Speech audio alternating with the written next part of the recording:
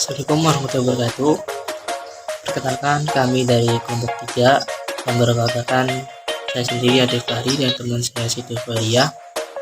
Saya di sini akan membuat tugas UAS video atau kuliah fikih muamalat.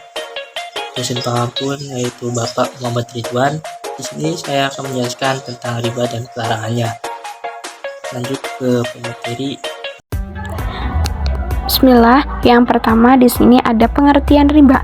Riba berasal dari kata roba yang artinya tambahan atau kelebihan. Definisi menurut istilah, tambahan yang diwajibkan dalam akad pinjam-meminjam atau transaksi ekonomi yang tidak sesuai dengan syariat Islam. Jenis-jenis riba yang pertama ada jenis riba fadl, yaitu tambahan dalam pertukaran barang sejenis tanpa takaran atau kadar yang sama. Contohnya menukar 1 kg gandum dengan 1,5 kg gandum. Yang kedua ada jenis riba nasiah, yaitu tambahan yang diwajibkan karena tertundanya pembayaran. Contohnya meminjam uang 1 juta tetapi harus dikembalikan 1,5 juta setelah 3 bulan. Yang ketiga ada jenis riba qard, yaitu manfaat tambahan yang diperlukan dalam akad pinjaman. Contohnya, pinjaman uang dengan syarat pengembalian lebih atau pemberian hadiah tertentu. Yang keempat ada riba jahiliyah, yaitu tambahan yang diambil dari orang yang tidak mampu membayar utangnya tepat waktu. Contohnya seperti utang 1 juta menjadi 2 juta karena keterlambatan pembayaran. Hukum riba dalam Islam haram secara mutlak disepakati oleh seluruh ulama berdasarkan dalil dari Al-Quran dan hadis. Yang kedua, perbedaan dengan jual beli. Riba tambahan yang tidak adil, merugikan salah satu pihak, sedangkan melalui jual beli pertukaran barang atau jasa yang dilakukan dengan kesepakatan yang adil dan sukarela. Di sini terdapat beberapa dalil mengenai larangan riba. Yang pertama, Allah telah menghalalkan jual beli dan mengharamkan riba, terdapat dalam Quran surat Al-Baqarah.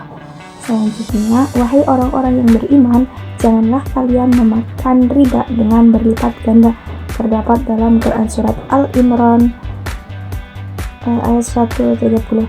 Selanjutnya di sini ada hadis Nabi, Rasulullah melaknat orang yang memakan riba, yang memberi riba, penulisnya dan 2 saksinya. Hadis riwayat Muslim.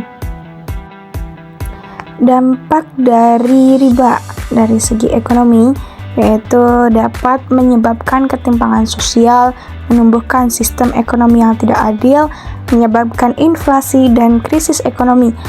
Yang kedua, dampak dari sosial, meningkatkan gambaran antara si kaya dan si miskin, mendorong sifat serakah dan individualisme.